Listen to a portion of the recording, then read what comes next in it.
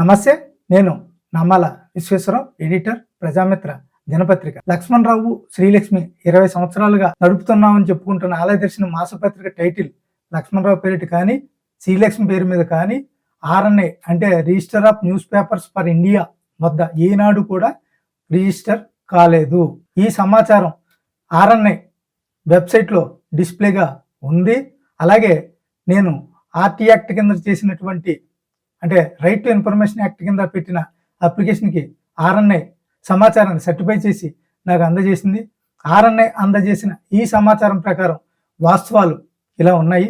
2002లో మొదటిసారి ఆలయదర్శిని మాసపత్రిక టైటిల్ కోసం లక్ష్మణరావు ఆర్ఎన్ఐకి దరఖాస్తు అయితే చేశాడు. ఆర్ఎన్ఐ ఇతడు చేసినటువంటి దరఖాస్తుని పరిశీలించింది. అలాంటి టైటిల్ ఎవరు రిజిస్ట్రేషన్ చేసుకోలేదు. అలాగే సిమిలర్ టైటిల్ కూడా లేదు. ఆ టైటిల్లో కూడా అభ్యంతరాలు ఏమీ లేవు కాబట్టి అది వెరిఫై చేసి ఒక టైటిల్ కూడా ఇచ్చి ఈ లక్ష్మణరావుకి వెరిఫికేషన్ లెటర్ అయితే పంపించింది. ఆ వెరిఫికేషన్ లెటర్లో 2 ఏళ్ల లోపు ఇది రిజిస్ట్రేషన్ చేయించుకోండి అని చెప్పి ఆ లెటర్ని లక్ష్మణరావుకి పంపించింది. మరి పిఆర్బి యాక్ట్ అంటే press and registration book act ప్రకారం ఈ టైటిల్స్ రిజిస్ట్రేషన్ అవుతాయి. మరి ఆ యాక్ట్ ప్రకారం వెరిఫికేషన్ టైటిల్ కోడ్కి అంటే కేటాయించిన తర్వాత 2 సంవత్సరాల వ్యాలిడిటీ మాత్రం ఉంటుంది. ఈ గడువులోపు మాత్రమే డిక్లరేషన్ వేసుకుని టైటిల్ని ఆర్ఎన్ఏలో రిజిస్ట్రేషన్ చేయించుకోవాలి. అయితే లక్ష్మణరావు రిజిస్టర్ చేయించుకోలేదు.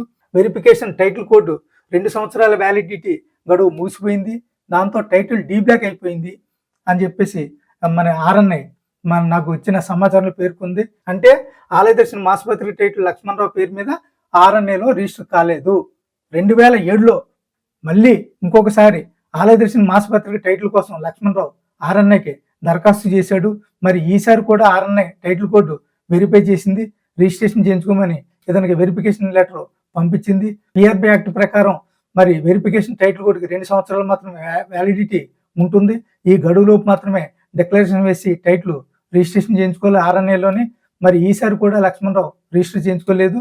మరి వెరిఫికేషన్ టైటిల్ కోడ్ 2 సంవత్సరాల వ్యాలిడిటీ ముగిసిపోయింది కాబట్టి 2009లో ఈ టైటిల్ కూడా డీబ్లాక్ అయిపోయింది.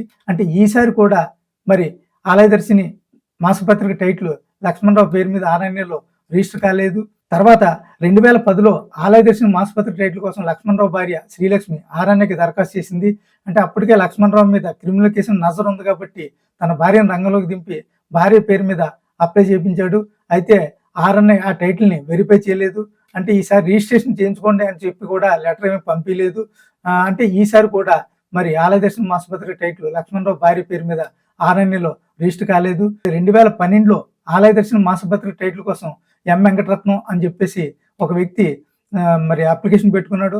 అది ఎవరికి రిజిస్ట్రేషన్ కాలేదు కాబట్టి మరి ఈ వెంకటరత్నం అనే వ్యక్తికి మరి ఆ టైటిల్ కోడ్ ఇచ్చి వెరిఫికేషన్ లెటర్ పంపించింది. దాంతో వెంకటరత్నం డిక్లరేషన్ వేసి ఆర్ఎన్ఐలో ఆలయదర్శిని మాసపత్రికని రిజిస్ట్రేషన్ చేయించేసుకున్నాడు.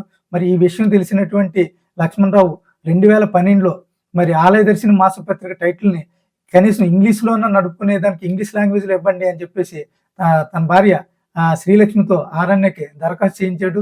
అయితే ఆర్ఎన్ఐ ఈ టైటిల్ని వెరిఫై చేయలేదు. మళ్ళీ ఆలయదర్శిని మాసపత్రిక టైటిల్ని కనీసం హిందీ లాంగ్వేజ్లోనైనా తెచ్చుకుందాం అని చెప్పేసి ఏదో ఒక టైటిల్ ఉండాలి కాబట్టి మరి హిందీలో నడుపుకుంటాం ఇవ్వండి అని చెప్పేసి ఆలయదర్శిని మాసపత్రిక అనే టైటిల్ కోసం మళ్ళీ లక్ష్మణరావు భార్య శ్రీలక్ష్మి ఒక దరఖాస్తు అయితే ఆర్ఎన్ఐకి చేసింది. మరి కలెక్టరేట్ ఈ దరఖాస్తుని ఆర్ఎన్ఐకి పంపించింది. కానీ మరి అది ఆర్ఎన్ఐ ఈ టైటిల్ని వెరిఫై చేయలేదు. మరి 2014లో ఆలయదర్శిని మాసపత్రిక టైటిల్కి ముందు ఆంధ్రప్రదేశ్ అన్న పదం కలిపి ఆలయదర్శిని మాసపత్రిక టైటిల్ కావాలి అని చెప్పేసి లక్ష్మణరావు భార్య శ్రీలక్ష్మి ఆర్ఎన్ఐకి మళ్ళీ ఇంకో దరఖాస్తు చేసింది.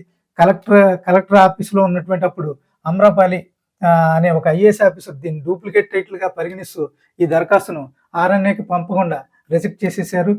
మళ్ళీ ఆలయదర్శిని మాసపత్రిక టైటిల్కి ముందు తెలంగాణ అన్న పదం కలిపి టైటిల్ కోసం లక్ష్మణరావు భార్య శ్రీలక్ష్మి ఆర్ఎన్ఐకి దరఖాస్తు చేసింది. మరి అప్పుడు కలెక్టరేట్ కూడా దీన్ని కూడా డూప్లికేట్ టైటిల్గా పరిగణిస్తూ ఆర్ఎన్ఐకి ఈ టైటిల్ని పంపించకుండా రిజెక్ట్ చేసేసారు.